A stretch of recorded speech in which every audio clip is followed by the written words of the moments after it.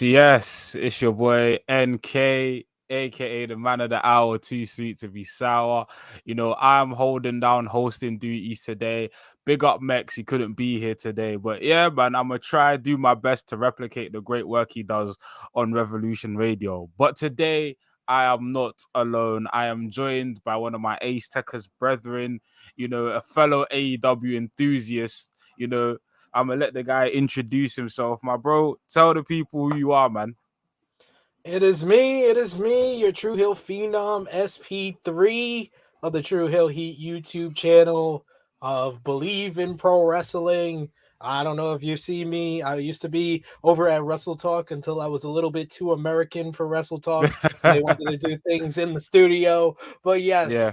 I am a SP3 wrestling fan, podcaster, content creator, and the birthday boy. Today's my birthday, and I got an elite reunion for my birthday, so that's always nice. Yeah. Happy birthday, my bro. We Thank appreciate you. you taking time out of your busy birthday schedule to be on Revolution Radio, man. Well, SP3, I know you like to do the star ratings and the star systems. So if you were to give a star rating to this most recent episode of Dynamite, how many stars would SP3 give this latest episode of Dynamite? I think this was a solid 4 out of 5 stars episode. Okay. I would give it a solid 4 stars. There was some stuff I didn't like, which we'll get into on this Yeah. show.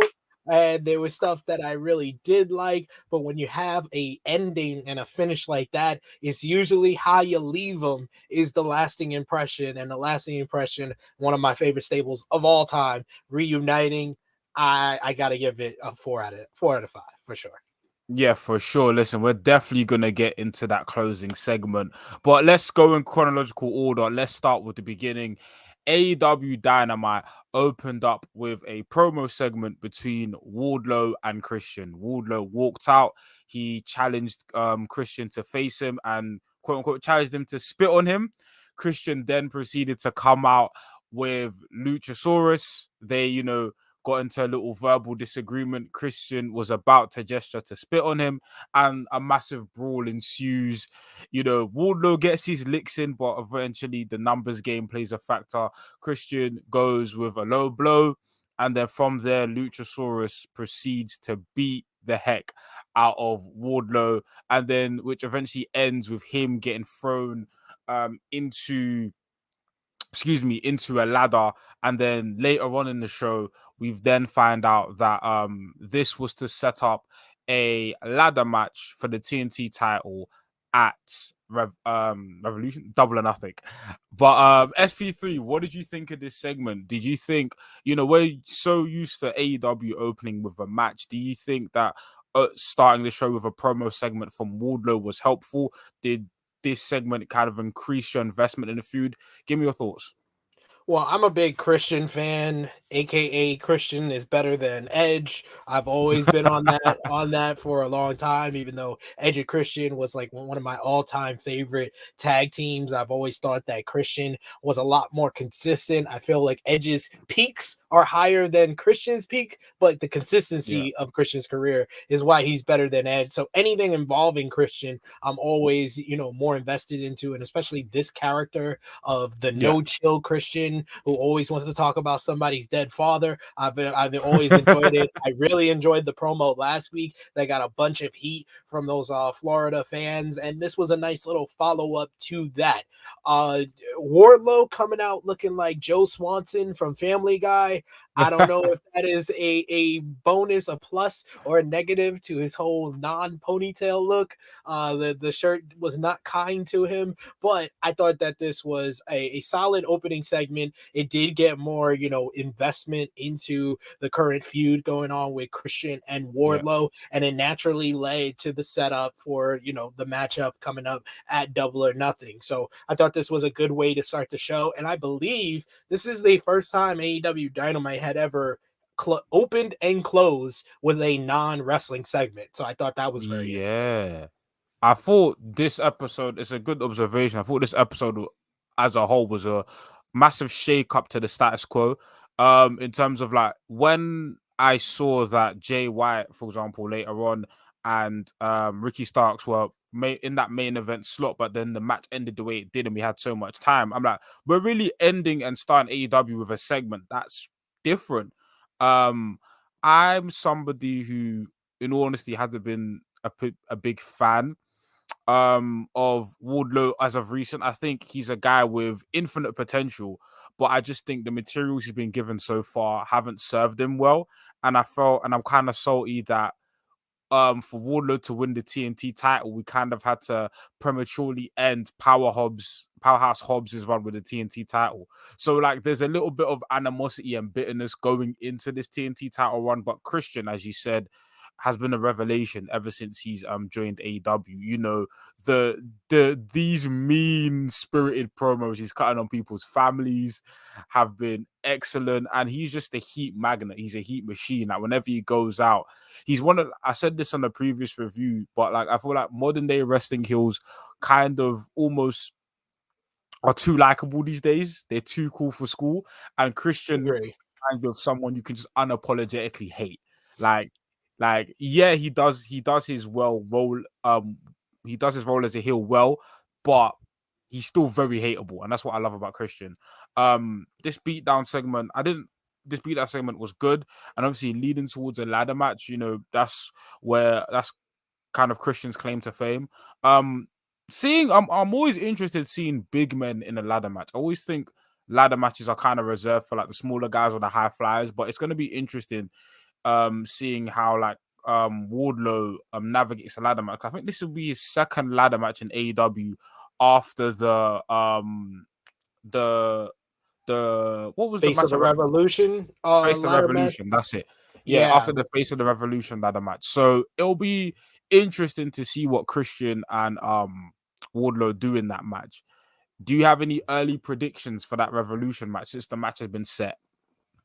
I'm gonna say I'm leaning towards Wardlow winning only because I think that it would be too soon, but based on how the TNT championship is booked, it would make sense for them to just put the title on Christian. And I'm all for that. I'm like you, I much rather prefer Christian's character, and especially him holding the championship, and especially at the end of this segment, him holding the championship. It looked perfect. It looked perfect, and I want to see it. I want to see him cut promos on all these different people and get the heat that he's been getting. And I think that would be a little bit more of a jolt and an elevation for the TNT championship. And Wardlow, ever since he ended the MJF feud, I think that fans have kind of realized that he was only interesting because of MJF.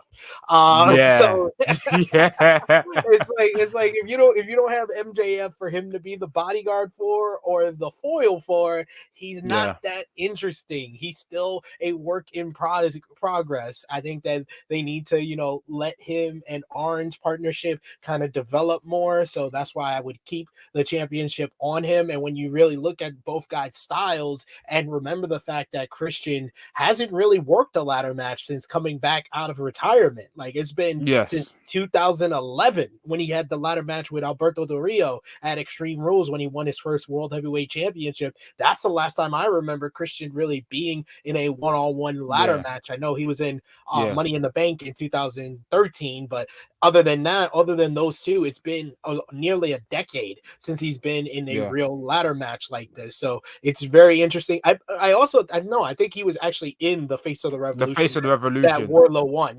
So that other than those, but this is the first one-on-one one since 2011 for Christian. So his style, I don't see him doing a lot of the risks that he used to take in ladder matches. That's why this is an interesting booking decision, because I feel Wardlow Wardlow's gonna have to be the one who's doing some of the high flying off of ladders, like him doing a Yeah, swanton off the ladder and stuff. And he's usually a guy that would be the catcher in these ladder matches, but he's yeah. not versus a high flyer here. So it's an interesting decision. I want to see how they play it out and how this match is booked, but I'm interested in it. But I think Wardlow would be the right decision for right here, right now. Yeah, I agree. I feel like they clearly Tony Khan clearly has a lot of investment in Wardlow. I think this is the third time Wardlow's been TNT champion, so it's like Yeah. third time's the charm at this point. So I feel like they're gonna give him a long reign and kind of see where it goes. But yeah, so that was the opening segment. Our opening match, however, was Orange Cassidy and Darby Allin versus Big Bill and Lee Moriarty. I'm not quite as adept as the play-by-play as Mekz, so I'm just gonna skip right to the finish. All right. So the finish of the match involved Darby kind of assisting with a cold red, and then hitting the coffin drop on Lee Moriarty for the win. And then after the match, Orange Cassidy has a few segments with Renee Paquette in saying that Orange Cassidy it's kind of ironic that he's like the laziest wrestler in the world, but he holds like the workhorse title. Um, but I digress. But basically, Renee Paquette says to Orange Cassidy that a lot of guys want to challenge you, a lot of guys want the title, and Orange Cassidy basically says, "Sure, I'll challenge everyone." And then later on in the show, it's now revealed that the match at Double and Up for the All International title is a battle royal. So first and foremost, what were your thoughts on the match between Darby Allin, Orange Cassidy versus Big Bill and Lee Moriarty? I thought it was a fun way to open things. I know that some people I saw like online and when we were doing our review on Trill, he kind of complained that, Yeah, oh, they didn't explain why Orange and Darby are partners. And I was just like, they're two baby faces. I don't need an explanation. yeah, I like the fact that in AEW, baby faces seem to get along, except if you're going after the world title, it seems, with Darby and Jungle Boy. But Darby and Orange Cassidy teaming up together, it was a fun matchup. I thought Big Bill was honestly the MVP of the matchup because he just shows a lot of charisma when he's in there against Orange Cassidy, it seems, with the putting the hands in the pocket and playing to the crowd the way he does, and him and Lee doing little dance moves during the commercial break. That was fun as well. So I enjoyed this matchup a lot, and I like Darby getting the win with the headlock takeover. And I just felt like, maybe this could have been a one-on-one matchup with Darby, but I understand that Tony Khan has this fixation of the Orange Cassidy must wrestle on every single episode of AEW Dynamite. And if this is the way yeah, to get it done without giving him another title defense, I'm totally fine with it. And then as far as yeah, the promo with him, I thought it was typical Orange Cassidy, where he is the laziest wrestler in the world, but he's not scared of any type of challenge. And him just saying, okay, I'll verse every one of them. Since it's 21 of us, it's a blackjack battle royal. And then he asks Renee. Him and Renee have this weird chemistry to them where it yeah, just works with these backstage segments with Renee saying, oh, does somebody have a chair for her? And there's a chair for him. And then him saying, oh, Renee, you want a shot at the international title? It's always fun with those two. So I thought all in all, this was a good segment. And Orange Cassidy in the battle royal, I don't know about that. I mean, I thought it was gonna be Kyle Fletcher, and battle yeah. royals in AEW can be hit or miss, so we shall see. Yeah. In regards to the match, I thought the match was a fun little match. Nothing special, but entertaining. And obviously, like you said, it's like Orange Cassidy has to always be the opening match of the show. Like Orange Cassidy is just consistent throughout the show, which I'm not complaining about because I love seeing him. Yeah, in regards to the battle royal, and I feel it's gonna have like the Joker format. It's gonna have like the different like I've always been very skeptical about that card based format. It's been hit or miss Yeah, a lot of the time. Um, I don't know. The beauty of this All Atlantic title has kind of been, Orange Cassidy being able to wrestle, and really put on like a workhorse style match. I would have preferred if it was like maybe a triple threat or multi-man match. I wouldn't have had a problem with that if yeah. there was if there wasn't a legit contender. But I don't know. A excuse the train in the background. I live right next to a train station, but So but yeah, in terms of like the battle royal for the title, I don't know. I'm not keen on that idea. I'm really not. Especially how convoluted these battle royals can get. And I feel like the beauty of this title reign has been just Orange Cassidy facing adversity from different opponents. I feel like the story that's been told week to week is Orange Cassidy is, barely scraping by these matches. Like Yeah. the the the pace, the frequency at which he's wrestling at is getting to him, and eventually he's going to lose the title just based on sheer exhaustion. And I feel like you could have continued that story. And if you wanted to stack the odds against him even more, I feel like a multi-man match would have worked. And because we already have like the TNT title in the ladder match, it wouldn't have felt like, oh, we've got two workhorse titles competing on the same pay-per-view.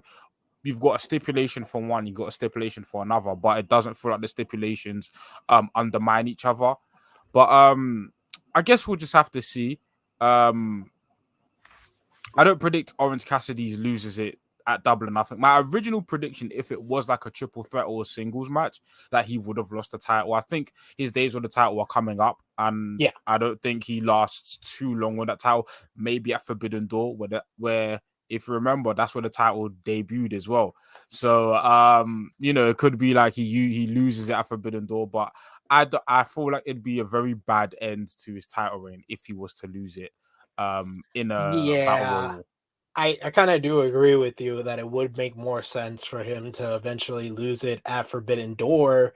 But if it's going to be the same format as last year, is that going to be a multi-man matchup? Because I think that would be the only way I think they shall do it, because I Yeah. really feel Miro needs to be the one to beat Orange Cassidy for Mm. this title, because that's an immediate way to get him some, establishment back in the company. His best time in the company was when he was Yeah. TNT champion, God's favorite champion. So immediately he's the type of guy that I could see. And it's very similar to the two reigns of the TNT championship that Darby Allin had, where he was defending the title so much it just wore him down time after time. And if you remember, the first reign for Darby Allin as TNT champion ended at the hands of Miro. So I would love that mirroring of it as well. Yeah, for sure. So the next segment we had was Alex Marvez attempting to do a backstage interview with the Young Bucks when they got ambushed by the Blackpool Combat Club. Nick and Matt Jackson attempt to, throw their luggage at the Blackpool Combat Club, but their attempts are fruitless and they get beat up really badly.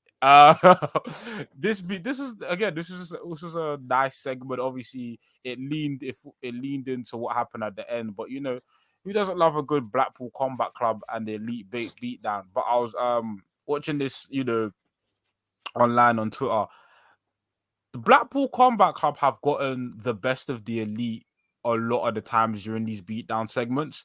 That's something I noticed. That's not necessarily a problem for me, but yeah, I've just noticed that the Blackpool Combat Club have oftentimes in these beatdown segments really put a number on the Elite. But yeah, this is a short segment, but like, what were your thoughts on the segment?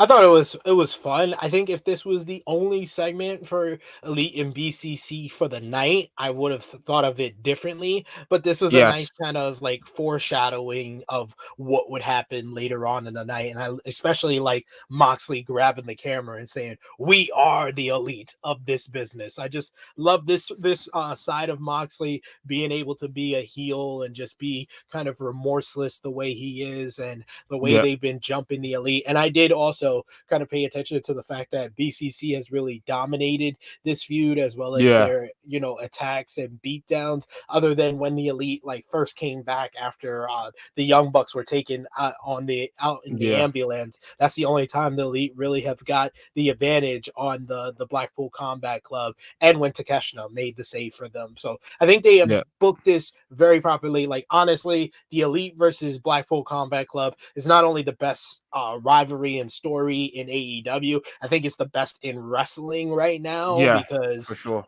on the other end of the major companies, their mainline story that I was calling one of the best WWE storylines of all time has cooled off significantly since Yeah. WrestleMania. So I think that Yeah. BCC and Elite has been like the best thing in wrestling, and I enjoyed this segment right here that really kind of took us to the final segment of the show.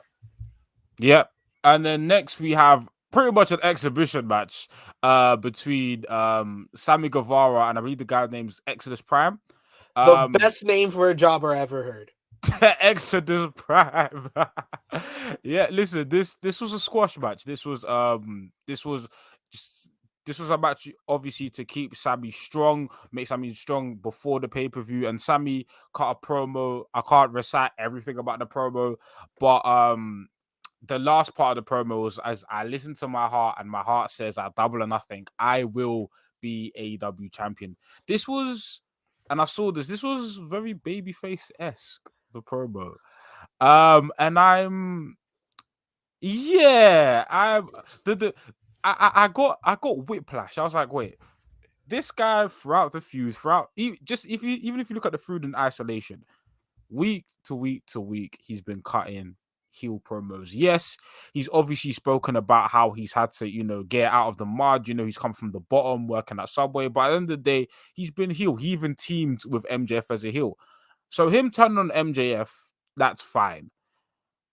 But and we'll get to another segment towards the end of the night as well. But this was very face-ish, and I don't know how to feel about it. I kind of I don't want everyone in the match to be a face.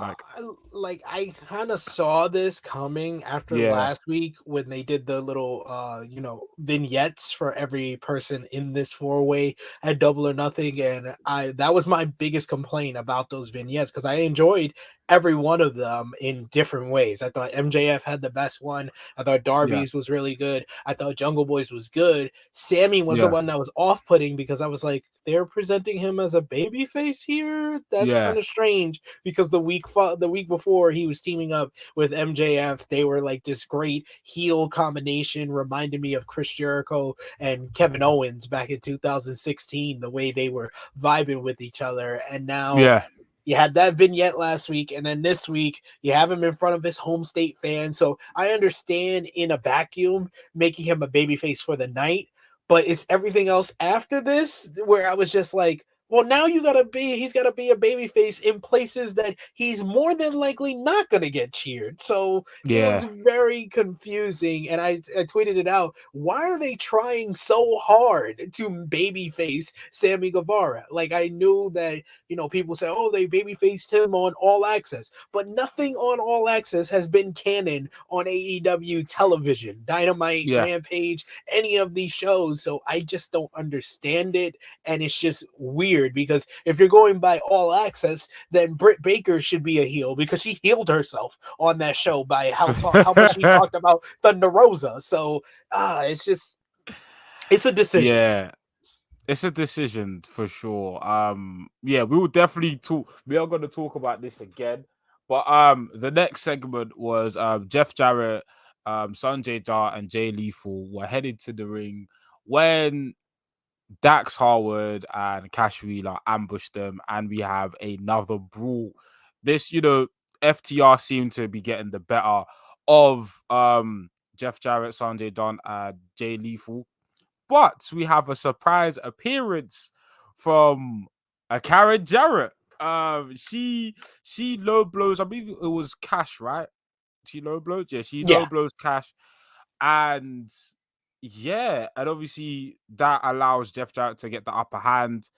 And I was not expecting Karen Jarrett in 2023. I don't think anyone would or would want to. But hey, I might be in the minority here, and I'm used to that because I am a minority. But I'm a fan of Planet Jarrett. I have jumped I was like many of people who is not enjoying Jeff Jarrett being on their television in 2023. But the point that I jumped aboard and I jumped ship was Planet Jarrett at the chicken farm. Planet Jarrett at the chicken farm was one of the best segments AEW has done this year. Comedy gold.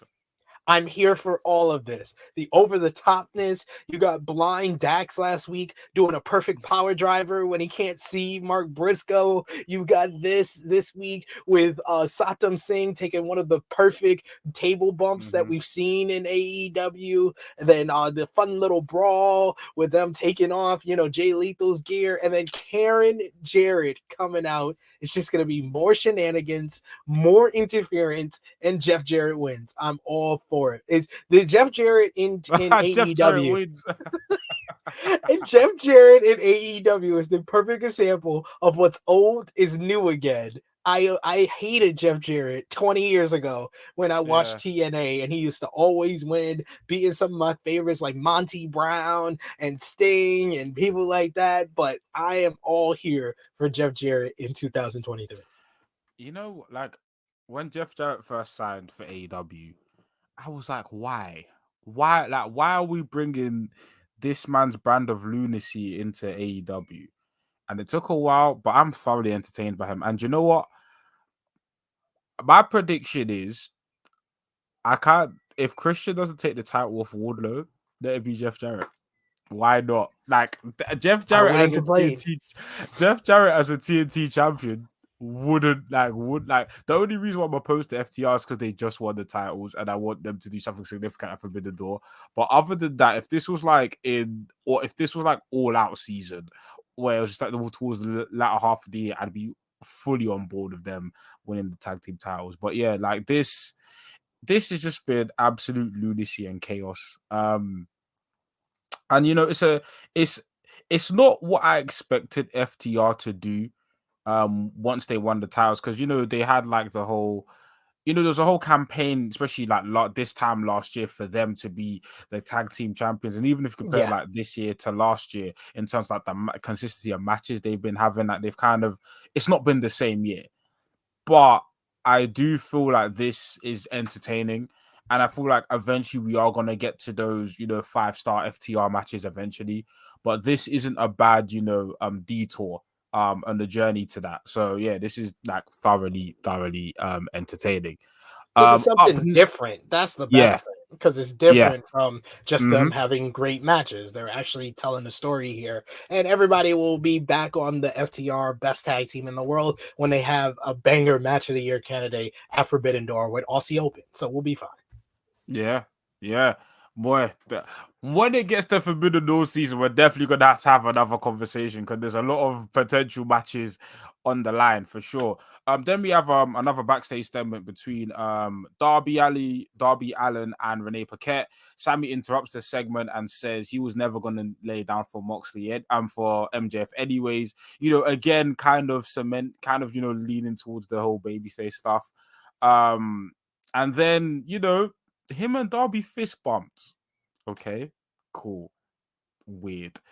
It's so weird. What are we doing? What are we doing? He should just try to Max should be trying to get him back on his side so they can have this false that everybody knows they're going to betray each other partnership going into Double or Nothing. I understand in a vacuum that all the contenders are working together to take the title off of MJF. I understand that, but Sammy is not a likable character. He's just not.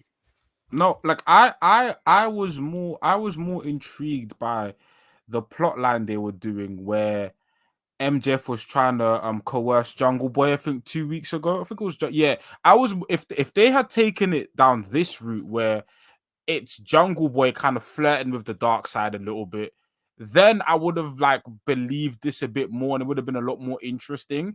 But with Sammy, especially between Sammy and Darby, like they've had a very heated rivalry, like since the beginning of AEW. Like they've been going back and forth, whether it's for the TNT Championship. Even if you go back to like Revolution 2020, they had a match against each other. So if there's any two people that dislike each other, it's these two. So it's like, I don't know. I predict though that at Double or Nothing, there's gonna be a moment where I don't know, Darby has the pin and Sammy low blows him. I think that this babyface run isn't going to be sustained. At least I hope it's not. I think it's gonna be like it's a red herring. It's like he's feigning to be good to gain these guys' trust, so they lower their guard and then whatever. But it's a fatal four way. None of you are friends anyway, so like, but we'll see what unfolds when it comes to that. But up next, we had Dr. Britt Baker, DMD, and Hikaru Shida versus the Outcast, Ruby Soho, and Tony Storm. Obviously, this was supposed to be essentially a trios match, but we heard before the broadcast that Jamie Hayter is injured, but they are continuing with her on the pay-per-view because the title match got announced after this. But this is I call this the Will Washington effect because ever since he was announced, we just see Hikaru Shida a lot more, and I know he's a big fan of her. So, but yeah, but this was a fun, entertaining match. The Outcasts get the win. Tony Storm pins Britt Baker with a power driver, which I was not expected. I wasn't expecting the Outcast to get a win from this. Obviously, we are leading, and after the match, it gets announced in a backstage statement that the Double or Nothing match will be Tony Storm versus Jamie Hayter, which is the match I wanted. I didn't want Saraya versus Jamie Hayter next because I felt like Tony Storm and Jamie Hayter had such great chemistry at Full Gear, and we haven't had a Hayter banger in a while, and I miss those, and I feel like Tony Storm and Jamie Hayter just going at it is exactly what we need. But what were your thoughts on this match, and what's been your overall thoughts of this Outcast versus Jamie Hayter, Britt Baker, and now Hikaru Shida saga? It's been very hit or miss. It's been very hit or miss and more misses than hits when it comes to this feud. But I would say in the past month they have made it a little bit better because they've made it different at least, because there was like a 6-week period where it was basically the same thing every single week. Outcast jumped the babyface after the match, the dumb babyface who doesn't come with backup because the Outcasts always come out together, but the dumb babyface doesn't. And then a Jamie Hayter or Britt Baker or Riho with a pipe come out and make the save. That they did that for like 5 to 6 weeks straight, and it just got annoying, and that's when I was really down on this feud. But the turning point for me was them attacking and injuring Jamie Hayter in Pittsburgh, and then them jumping Britt Baker in that segment with Adam Cole and Chris Jericho. That was the first time where I was like, okay, they actually did something different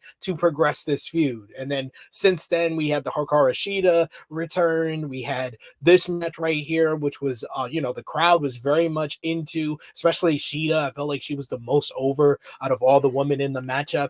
And the Outcast shenanigans actually paid off, and they got a big win here. They were able to just beat them using the spray paint in Britt's eyes, getting the win. Tony Storm picking up a number of wins. I think they said 4 wins in 5 days because she had the 2 on the house show, 1 against Allison Kay on Rampage, and then this win right here, and then her challenging Jamie Hayter. And I agree with you. When it comes to Jamie Hayter, we haven't seen one of those Jamie Hayter bangers in quite some time. Where in like February, March, I was saying Jamie Hayter is the best women's wrestler in the world. It's been a couple of months since I've been able to say that because they haven't really gave her that spotlight. She had that great match with Riho at the beginning of April, but it's been too and far between when it comes to those bangers for Jamie Hayter. So put her in there with someone who she has a bunch of chemistry with. Never had a bad match against Tony Storm. They had a great match at Full Gear. I expect this one to be a great match as well, but it does lean me to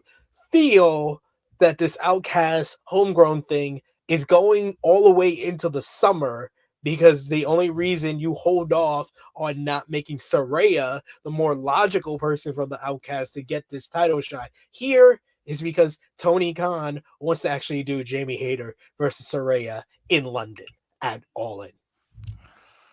Oh, that's the only caveat where I was just like, I don't know how much legs this feud has to get you there. This feud doesn't. I think this feud has been stretched as is. I feel like this feud has been stalling for something. Obviously, people early on in the feud, people speculated when Mercedes' contracts was still up in the air, maybe she might be involved. Um, I think my my thoughts on this feud are quite similar to yours.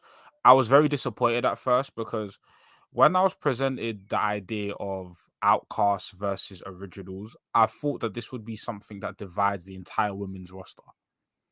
This was an opportunity. For example, Jade Cargill with the TBS title isn't doing much at the moment, but maybe it could have been a thing of, okay, I'm the TBS champion, I'm an original, but where do I? But I don't like standing alongside people. Where do I stand?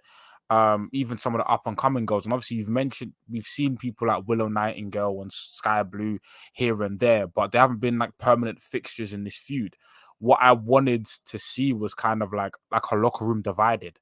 And Same, it same. Because I thought and this yeah, would lead to the first blood and guts with the exactly, females. So I thought Athena would be involved. Maybe you get exactly. Serena Deeb on the side. I know she's hurt right now, but Mercedes Martinez just came back for ROH. Her get involved in here, and it really would have felt like the biggest female feud they ever put together. And they just have really, like you said, stretched it as is.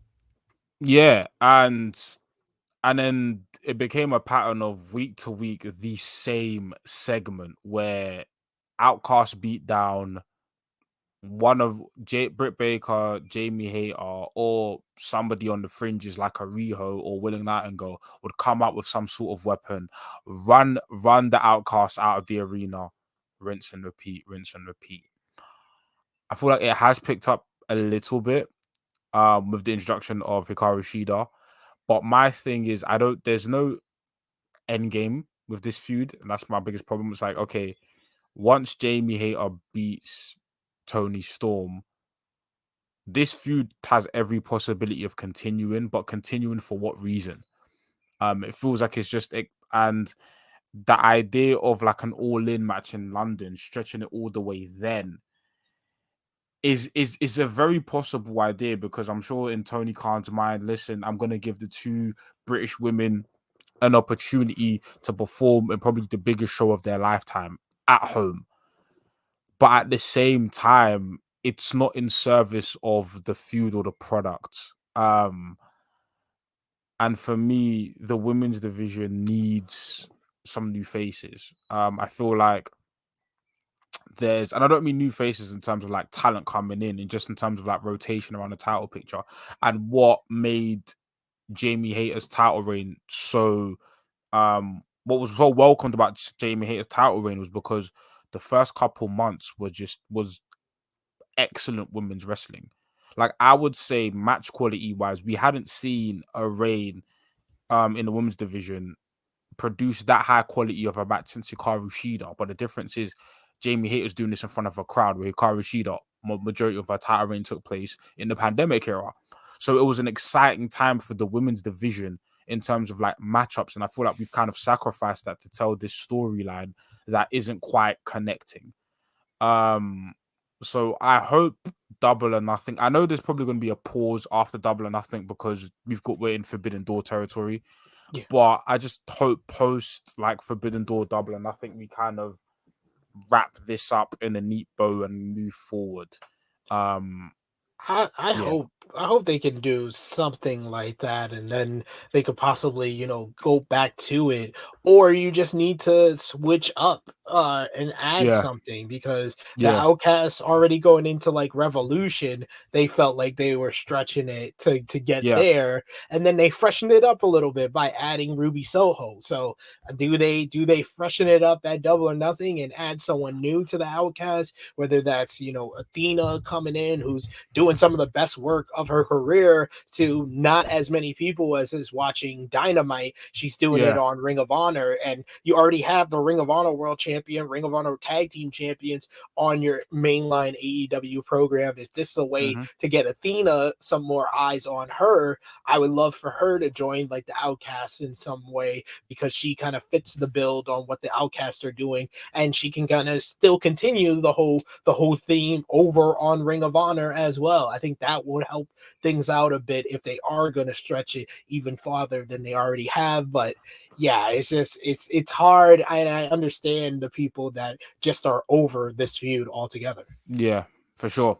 So, the big man himself, Tony Khan, had a special announcement, and this announcement, if you're on social media yesterday, you probably saw before the show, but it was the announcement of AEW's new show, Collision. This will be airing weekly on a Saturday from 8 to 10 p.m. Eastern time. We're probably going to get it on massive delay in the UK, but that's what Fight TV's for. So yeah, obviously he announced some dates for the show. We kind of got, there's been different reports about a brand split, and don't worry, we're not going to get into the drama on this show. That's for other publications to do. But what are your thoughts on Collision? Because do you feel like Collision's going to add to the show? Do you feel like sometimes Collision will not take away from the show, but be too much content for consumers to consume? Because with Rampage, I think Rampage started off very promising, Yeah, and Rampage almost felt in the beginning like not just like the B show, but like another important show to watch. Now Rampage, no disrespect, feels like the B show, and it yeah. feels like just yeah, it's not unnecessary content. It's like if you're a super hardcore diehard AEW fan and want to consume everything, sure, but Rampage is entirely skippable. What things can Collision do to prevent itself becoming another Rampage? I'm one person that is in support of a brand split, only because that I think that this will allow some of the people that haven't got consistent TV time on Dynamite, they will get Yeah, it on the, if they split the roster and they say these two guys are going to be the guys you see on Collision, these are the guys you see on Dynamite. It's going to force Tony Khan to give the TV time to the people who really need it. And I'm talking about the Miros of the world, the Andrades, and not just the guys that it seems like they're going to be on Collision. It's also for the guys that seem like they're going to be on the Dynamite, like Swerve Strickland, who deserves some more TV time, and Keith Lee. yeah, So though if they split the rosters properly, that will give the opportunity. No one will feel like we haven't seen them in a bunch of weeks. And now that he has a concrete kind of team around him with Will Washington, with QT Marshall, Pat Buck, Sanjay Dutt, they can focus on the kind of the long-term booking and not going so long in between seeing these guys. So I think yeah, that is going to be an overall benefit to them. And this seems more like the formula of a Raw and a SmackDown, where yeah, Dynamite is your Raw, that's your flagship show, and now you're creating your own SmackDown with Collision. I don't know how that TV time or that time slot is going to do for them, because they're going with a lot of competition, especially during college football season, and yeah, WWE pay-per-views and UFC pay-per-views all are on Saturday at that time. So they're going to have a lot of competition at that time slot. That's why the CM Punk factor is very important to that, because he's going to be kind of that mainline star that is going to get some eyes on that product. yeah. But as far as the roster, I think it's nothing but a benefit having another 2 hour show. Yeah, I feel like I'm in favor of like not necessarily like a harsh brand split, but like something to where, like you said, we get to see talent that we haven't seen for a long time be showcased on a Collision, like the likes of the Miros, the Andrades. And yeah, like have guys where I don't want necessarily like a WWE style draft where this person is solely tied to Collision, because there are gonna be moments where you do need people to cross over, but keep the crossovers as minimal as possible. And just have like a way where, cool, if I want to see Miro on a consistent basis, I have to tune into Collision. And that should apply to Andrade and so on and so forth. But yeah, I feel like Collision potentially could solve a lot of the issues that people have had, like I said, with talent being off screen for a long period of time. People thought Rampage would solve that issue, but Rampage is only an hour. And because of maybe the time that Rampage airs in the US, it's not ideal for them to put some of their biggest attractions on that bad time slot.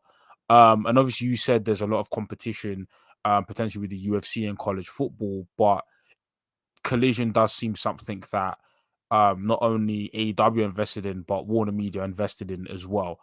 Because they put out a whole presser for it and so on and so forth. So, it remains to be seen in regards to what happens with Collision.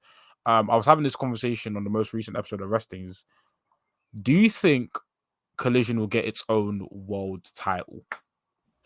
No, I think that the best thing that they can do is to keep it more like the first few months of the original brand split in Yeah, WWE, where the world champion traveled from show to show. And that's kind of what they said in the report by Fightful this week, that the champions are going to rotate. So that's why yeah, Orange Cassidy and MJF were front and center on yeah, the poster for the new show, because they're going to have the champions go back and forth. I would like maybe, well, certain of the undercard champions to be on individual shows. Like maybe you just have Warlow in the TNT Championship on actual TNT. That would make sense. If you want yeah, to, make it one of the bigger titles, give to them. FTR wants to be with, with Punk so bad, put them on Collision, and then put the Trios Championships on Dynamite. That way you yeah, can have more division and more of the acts. If you feel like the act is more,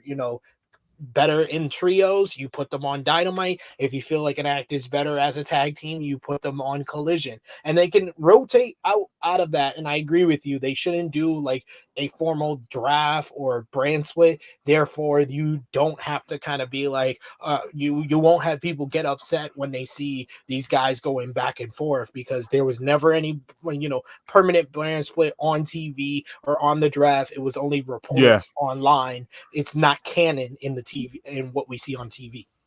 yeah, for sure. So let's go to, in my opinion, one of the matches of the night, and a lot of people's the match of the night. It was the singles debut of Mr. Roderick Strong against Chris Jericho in a Falls Count Anywhere match. Listen, this match obviously started off in ring, and Roderick Strong's art was in NXT my favorite member of Undisputed Era in regards to like in ring. I feel like Adam Cole was the overall package, but when it came to like who do I want to see wrestle, Roderick Strong has always been my guy. I love Roderick Strong. And this match exemplified why.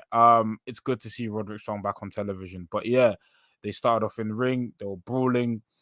They ended up, in a good Falls Count Anywhere match. They ended up, leaving, the vicinity of the ring, brawling into the backstage, brawling, on the stairs. There was a nice spot where they were kind of brawling on like one of the railings of the stairs, which was a nice near fall. Then they brawl out into like the almost concessions area of the arena. There's some good gags with like Mr. Smooth Ice Cream, Roderick Strong throwing plastic cutlery at Chris Jericho. Just overall, just fun, entertaining anarchy. And then they even end up brawling towards the actual like outside the actual arena itself, and then we see Adam Cole, because Adam Cole was banned from being in the building. But now, since the match took place outside the building, it was a nice loophole that Roderick Strong was able to find there. Then Adam Cole and Roderick Strong played the numbers game with Chris Jericho, attacking him simultaneously. Adam Cole hits the boom on Chris Jericho. Roderick Strong follows up with a flying knee. Roderick Strong gets the pin on Chris Jericho in his first match in AEW. I was convinced that Chris Jericho was going to win this match. Especially, well, we don't have a match confirmed, but especially as I thought the match at Revolution, I'm not Revolution. I keep saying Revolution. Double or Nothing would be Adam Cole versus Chris Jericho in maybe a no disqualification or some sort of stipulated match. But the fact that they handed Chris Jericho an L before the pay per view is a really interesting decision, and it's a bold one. And it puts a lot of faith in Roderick Strong. And Chris Jericho's still a big name. Obviously, he's in the latter half of his career and he's given back a lot more. But for someone to beat Chris Jericho on their debut singles match in AEW still means a lot. So yeah, overall, I thought this match was thoroughly entertaining. My biggest pet peeves when it comes to that falls count anywhere matches is that they don't utilize the stipulation properly. Like full should be able to count anywhere. And I'm glad in this match they really, explored the entire arena and kind of used the venue as their playground. But SP3, what were your thoughts on the match? Yeah, I believe Roderick was maybe like the I want to say ninth guy ever who's beaten Chris Jericho since he's been in AEW.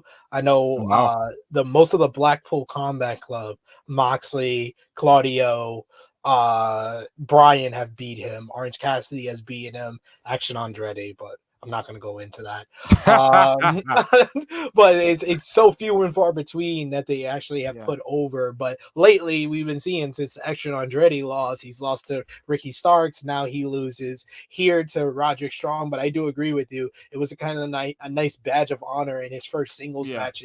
He's beaten the first ever AEW World Champion. But I actually did expect this to be the finish because I felt like when they made this matchup, they really put the finish in your face when they said Adam Cole is banned from the building, but this is a false count anywhere match. So I literally Yeah. called it on the Truly YouTube channel. I was like, yeah, they're going to go out the building and either Adam Cole's going to be there or the Jericho Appreciation Society is going to be there. And that's how we get Yeah. our finish. So I wasn't that surprised when it was Adam Cole there, but yeah, I agree. This match exceeded any and all expectations. This was kind of a callback and a very good callback to a classic matchup, in my opinion, between Chris Benoit and Kevin Sullivan at Great American Bash 1996, where you got the technical wrestler who's got the hard chops beating the crap out of the thicker veteran in Chris Jericho playing the role of Kevin Sullivan Hmm. here, and the way that Roger Strong was just chopping the hell out of Chris Jericho, making his chest bleed early on, and then how that kind of progressed into the corridor with him putting the ice cream in his face and eating some ice cream himself, going through the table, fighting in the stairwell. This was a very memorable Falls Count Anywhere match. It was so much fun to watch. It was an absolute blast, and this was a great way to put over Roderick Strong to get over the whole Chris Jericho versus Adam Cole rivalry as well. So I thought this Hmm. was a great chapter in what's been a very good feud for Adam Cole in his return feud with AEW. So I enjoyed everything about this, and I do agree this was like the match of the night. This was kind of head and shoulders above any of the other matches on this show. Yeah. Speaking of another banger on AEW, we were treated to Roosh versus Jungle Boy. Roosh has slowly become one of my favorites on AEW. Like every time I see Roosh, he delivers a performance that I remember, and this match was hard hitting. Roosh is sadistic. Like there's sadism in a way where like a John Moxley where he loves to bleed or loves to but Roosh is just violence personified. Like he's a joy to watch. But every time I watch him, I'm like, is this a work or a shoot? Like the way he was ramming Jungle Boy's head into the barricades, like the viciousness of the chops. Like this match was like physical, like absolutely. Gunther would be proud. Gunther would be proud. But yeah, this match ends kind of surprisingly. It ends with Jungle Boy winning on some sort of a roll up. Like he rolls Roosh up and then pulls his tights. Um, and I wasn't mad at this finish because I feel like, in my opinion, this keeps Roosh strong in defeat. And surely, in my opinion, I thought there's something big coming for Roosh this year, whether it's a championship or whatnot. I feel like there's a lot to look forward to if you're a Roosh fan this year. But yeah, um Jungle Boy kind of won by the skin of his teeth. Obviously, after the match, Preston Vance gets involved. There's a whole beatdown on Jungle Boy.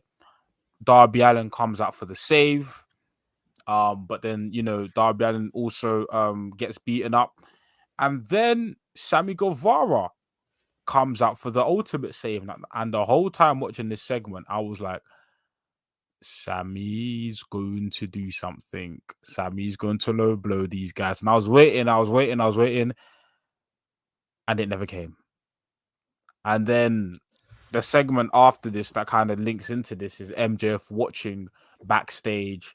Renee Paquette asks for his thoughts. He, slaps the mic over her hand, and he's visibly frustrated. SP3, your thoughts on the match and then the post-match shenanigans. So I will say I thought the match was good. I thought the match was good. It highlighted Roosh very, very well. He just has this style that's so hard hitting. He's so interesting. He has so much charisma that he gives off. But, and this is a big but, who's the guy who's getting a shot at the world title? Because Roosh was the one who looked like he was the star. Yeah. He took 90% of this match. And the match ended. You could have said the half of the part, but you didn't tell the people how he got the roll up was because he was kicking his ass too much, and the referee said stop kicking his ass, and then Jungle Boy rolled him up with a handful of tights. And I swear, from my memory, that might have been the fifth move that Jungle Boy did in this match. Like, this did not put over Jungle Boy at all. Like, I when I'm watching this matchup and I see Roosh dominating, I was like, okay, this is good. This is fine. Okay, Jungle Boy's gonna make a comeback. He's gonna hit his big move, and he's gonna win. He's gonna look strong, the strong babyface going into Double or Nothing, and then never happened. And then he did a heel move in pulling the tights. Like, I understand when a babyface does that after the heel, tries to win that way, and then the babyface does that. I always understand that. But just the way this was all laid out, I did not like this match, because I was like, Roosh should be the one in the 4-way matchup after this matchup. This did nothing. That did nothing for Jungle Boy. On an episode where Tony Khan and AEW literally was just opening everybody's mouth and just shoving Sammy Guevara, the babyface, down our throat, I thought Jungle Boy had a worse week than Sammy Guevara, because Jungle Boy, they did no favors for him in this. I was flabbergasted by how they booked this matchup, because I was just like, Roosh literally dominated him. This match went 9 minutes 58 seconds, and I would have sworn to you that Roosh dominated 9 minutes out of that 9-minute 58 seconds, because he completely ripped Jungle Boy apart, and then Jungle Boy got a win by pulling the tights. One of your top baby faces that you're trying to portray in this company got a win with a handful of tights. This would have worked better if it was Darby who did that. Darby seems more of the one who would do that over white meat babyface Jungle Boy.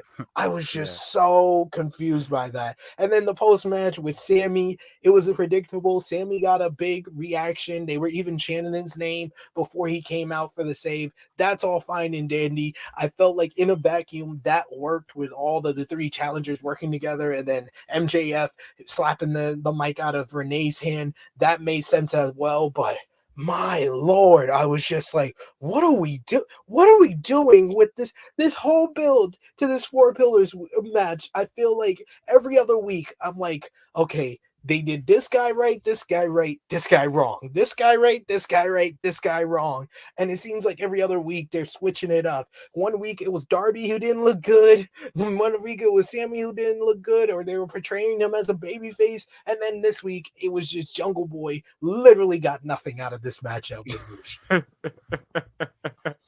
It was a desperation finish for sure. Like, when I saw the finish, I was like, is that the way you're gonna handle this? Especially like we're 2 weeks away from the pay-per-view. But I was like, it made Roosh look strong, so I'm not mad at that. But I totally get where you're coming from.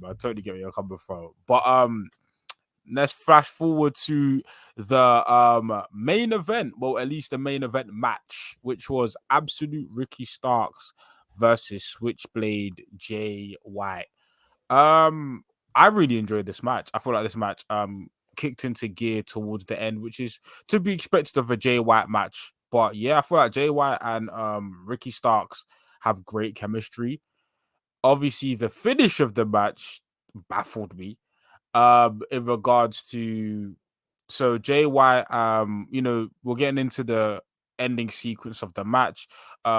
Ricky Starks was trying to hit the Rochambeau. Jay White was trying to hit the Blade Runner. They were countering each other's moves perfectly. Ricky Starks attempting the spear multiple times.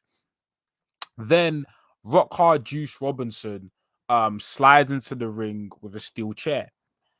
He attempts to hit Ricky Starks with the chair. Ricky Starks grabs the chair, hits him.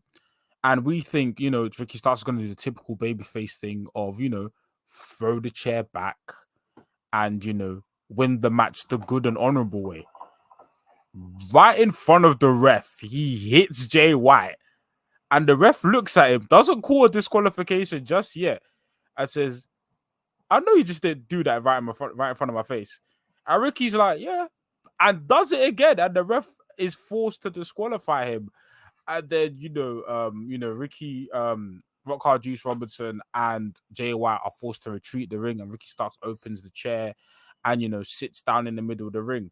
Now I'm assuming they did this because they want to save the actual match for Double or Nothing, and based on what I saw, this was a good teaser for it. But I'm not sure about the finish. I'm not sure about the finish because I don't see this match being a no disqualification match. At I Double think or it kind Nothing. of has to be, doesn't it? Now it has to be Yeah, like a no yeah, DQ at this point. I mean, I did like the matchup on this one, and they showed that they had some very good chemistry with one another, and I do yeah. agree that it definitely picked up in the latter minutes, and that's kind of how Jay White likes to do. He likes to have his matches kind of escalate and get better as the time goes on.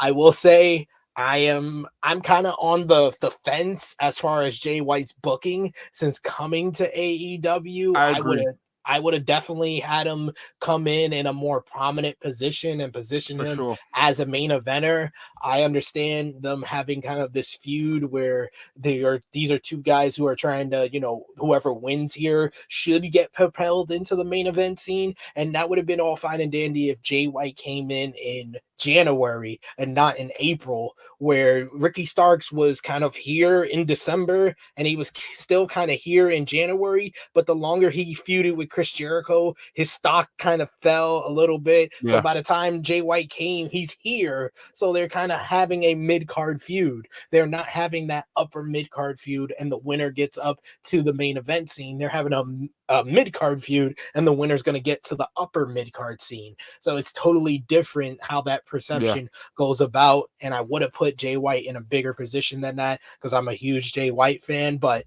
Jay, if he gets the win at Double or Nothing and could put this behind him, hopefully they put him in a more prominent position because that's what he deserves. It does feel like he is kind of getting punished for WWE kind of being interested in him with the way he's been booked in this first month. But I enjoyed this. The finish I'm not too upset with because when I heard the matchup was going to happen this week, I was like, it's happening 2 weeks before the pay per view. No, this seems like the pay per view matchup. So neither guy should lose this one. So having the DQ finish, it kind of makes sense. And they rarely use it in AEW. yeah. I'm in full agreement with you in regards to Jay White. I would have loved to see Jay White. Obviously, Hangman's wrapped up with this whole elite stuff, which is what we're gonna get to.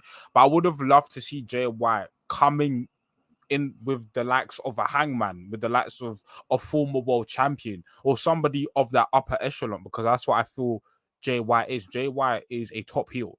I feel like at some point in time, after MJF is done with his title reign, a babyface will take over. But I feel like not MJF, Jay White is somebody who could be the top heel champion in the promotion because he's been that at New Japan, and and even our introduction to Jay White in AEW through the Forbidden Door booking was just that. He was in the second title match at Forbidden Door. So for me, that's where I see Jay White, and I'm not opposed to him feuding with Ricky Starks, but I think personally putting him with Juice Robinson again has kind of held him down. Um, I don't mind the connection, but it's the fact that he inherited Juice Robinson's feud instead of like carving out a feud for himself. And also as well, we haven't gotten a Jay White promo in terms of like an in-ring promo, and that's Yeah. one of Jay White's best attributes. And the fact that we're not playing two strengths and still within this feud that we haven't. I hope next week we don't even get a brawl between Ricky Starks and Jay White. We just get them talking about, you know, what this match is going to do for them and what they're going to do after this match. Yeah. So yeah, I'm. It's been a month, so like it's not emergency time yet for Jay White. I feel like, you know, it's still very salvageable. And what they're doing with him isn't necessarily bad. It's just not what I was expecting based on the caliber of wrestler Jay White is. Exactly. And now that's the key. You mentioned it, you hit it right on the nose, is he hasn't been given a live promo in the ring. And it's just like Yeah, when you have someone who's that talented at promos, such a great character, you need to give him promo time. And especially him and Ricky Starks, like that's two guys who could cut money excellent. promos. So yeah, I think that next week the move should be is them kind of telling us what this feud is all about between them two and not Yeah, having anything to do with Juice. yes, for sure. For sure. So we have come to the final segment of the night, and boy, boy, what a segment this was. I'm gonna take my time with this one. So we have Tony Schiavone, obviously welcoming Don Callis into the ring, and Don Callis comes out with just a bag of security guards. Just security guards up and down. This man's getting booed. This guy is the he's a dastardly, just horrible human being, treacherous human being. He walks into the ring, and you know, in his promo, he's quite cryptic. He says that, you know, he cuts the heel promo of, you know, I would you think I betrayed Kenny? Kenny betrayed me. He's very, but he doesn't actually say what his motivations are, which I think is very important. Um, and then you might have to correct me on the events coming out, but I believe Kenny Omega immediately comes out after Don Callis, and then he tries to, get to Don Callis, but the security's in his way. He's fighting through Yeah, the security, and then the Blackpool Combat come out. But what was very interesting, as soon as the Blackpool Combat come out, Don Callis isn't in the ring with them, he's which gone. further cements the fact that he's not affiliated with them. Like, he's completely acting independently and has his own agenda, which we don't know what it is yet. Which, again, I feel like this storyline is gonna go on for a very long time, especially between Kenny and Don. But the Blackpool Combat Club come out, they lay out Kenny Omega. John Moxley grabs the mic in the ring and basically says that the war's over, your little friends can't touch us, stay down. We are the elite, which obviously, is disrespecting the elite, but Brian Danielson has called the elite amateurs. And John Moxley's basically saying that, yo, like, we run this company, like, you guys aren't who you say you are. Everything you think you are, we are. The Young Bucks come out, and then when the Young Bucks come out, they came out obviously with, tools and utensils for them to use. And then at this moment, we knew there was somebody else coming out. But I heard Ibushi chants in the crowd. I don't know if you heard it, but I heard I did a Ibushi little chants bit. in the crowd. But obviously, we hear Hangman Page's music hit, and just the visual of all four of them standing together was crazy. And then Kenny hands him, his signature barbed wire broom. A brawl ensues. These elite and Blackpool Combat Club brawls never get tiring. They're always just great to watch. The Young Bucks single out UR. They bring him into the ring. They hit the BTE trigger. Hit him with a Hangman Page hits him with a buckshot lariat, and then Hangman Page grabs the mic as the Blackpool Combat Club are retreating. And I have to quote this because this hit me in the feels. It was late at night, and I stood up. I was like, "Yes, talk your stuff, Hangman." Hangman was like, "We are the heart and soul of this place. We are the elite.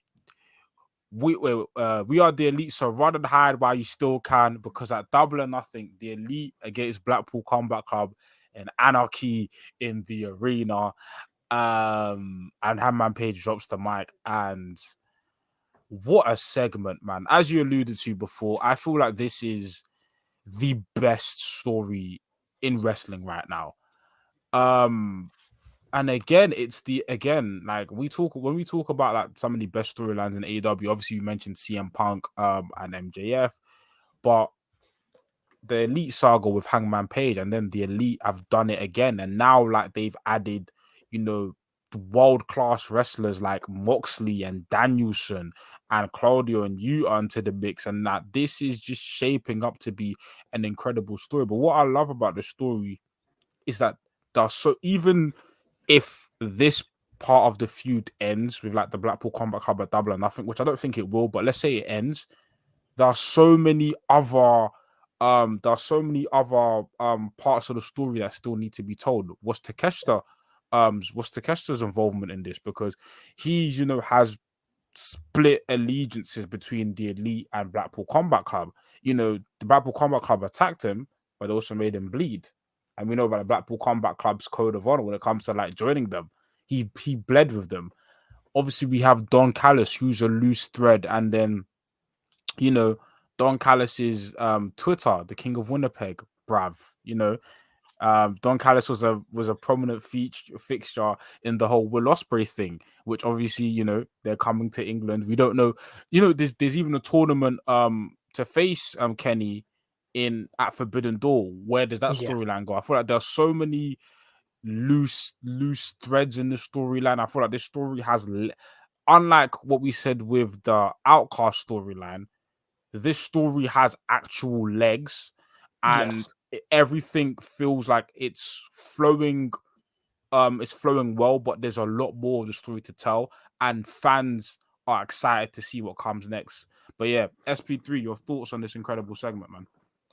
Yeah, man, this segment got me right in the feels, because I've been on this journey with the Elite since like 2016, 2017, when I first started watching Being the Elite, and I was going to all the Ring of Honor shows at that time and got to see, the Young Bucks rise through the ranks in Ring of Honor from like 2013 on. And New Japan, they were kind of my gateway drug into New Japan, is these guys. Then they were in the Bullet Club with AJ Styles. That was kind of my gateway drug into the whole spectrum of what's been going on. I saw the start of the Elite in 2016 and been on the journey ever since. So to see this moment that's been building since the very beginning of AEW, when Hangman lost the first ever AEW World Championship matchup and started to doubt himself and felt like he didn't deserve to be in the Elite and tried to leave the group, and all the them kind of saying, no, you're still a part of the group, and the classic 6-star tag team match at AEW Revolution 2020, the partnership with Hangman and Kenny, the breakup, them losing the tag team championships, their great match in the Eliminator tournament from Full Gear 2020, and then the journey of Hangman kind of finding himself with the drinking and becoming the cowboy that we all love, and finally getting the world championship at Full Gear 2021. I was there live for that. So to see all of that, come to fruition and finally them back together, this moment just got me so hyped. And I was just like, thank you, Tony Khan. This is the perfect birthday present I could have got. One day before my birthday, you're putting back together my favorite stable, and they're going up against my other favorite stable in the Blackpool Combat Club. And like you said, a lot of people will say CM Punk and MJF's the greatest rivalry in AEW history. Well, 1B or 1A, however you want to put it, or number 2 has to be Kenny Omega and Hangman Adam Page, or slash the whole Elite saga that started since day one of AEW. All of that needs to be up there as far as the best storylines, best feuds in AEW history. And then if you say number 3 would probably be Kenny Omega and John Moxley. So You have Yeah. all that here with that. You have the elements of all the interpersonal things that is going on between these two groups because of the fact that Bryan Danielson still has unfinished business with Kenny Omega from their 30-minute time limit draw at the first Yes. Grand Slam. He has unfinished business with Hangman Adam Page because they had 3 matches. One was a draw, one was won by Hangman, one was won by Bryan. So there's still unfinished business with them. There's the fact that besides CM Punk, Jon Moxley, when he looks at the Elite, he sees the guys that are responsible for all of his losses in Yeah.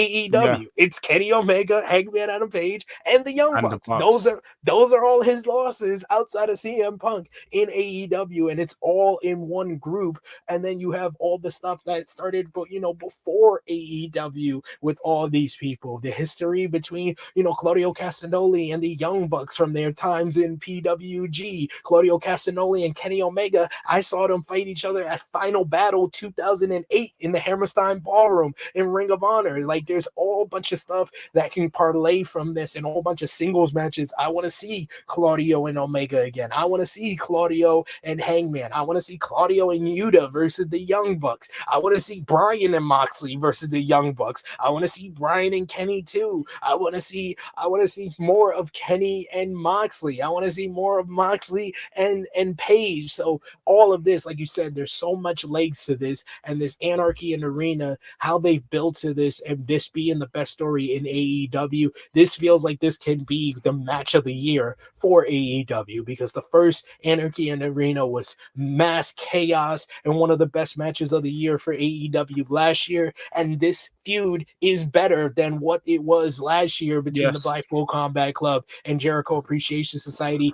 Plus, you have the Young Bucks and that are so good in these falls count anywhere type of matches, from their matches with Butcher and the Blade, and you saw what Omega and the Bucks did against the Death Triangle in a falls count anywhere match Yeah. during the Best of 7 series. So all of this just comes together so well, and every piece kind of fits like a gel. And the fact that there's so much stuff to be told, where Konosuke Takeshita lies, where Don Callis plays his part in all of this, and how Don Callis probably will play into whoever versus Kenny Omega for the IWGP US title at Forbidden Door. It's going to be Will Ospreay. But yeah, I think he's going to play into all of that, and then they can parlay into that where Don Callis can also, manage Takeshita against Omega. So there's so much there. There's just this story is just so good, and it's peaking at just the right time for AEW, that this feels like the real main event. Like, the Four Pillars matchup may close out the show. This is the real headliner. This is the real main event for Double or Nothing. For sure. Obviously, like last year's Anarchy in Arena didn't main event, but Anarchy Arena is the evolution of Stadium Stampedes, and both Stadium Stampede matches have main evented. So there's precedent there to have this match main event. So before we go, there is a comment here from Alex Pierce. Fantasy booking Anarchy in Arena, BCC and Rouge versus the Elite and Kota Ibushi as a surprise competitor. Is this a good or bad idea? Listen, I got Rouge is BCC material. I do think we are gonna get Kota Ibushi in this at some point in time, for sure. Because there's been I feel like this Elite reunion isn't gonna last long. Because I feel like if you watch BTE, there was a gag this week, where it's like Kenny Omega doesn't know the finish to Full Gear, where the Young Bucks kind of gave Hangman the cosign to beat him.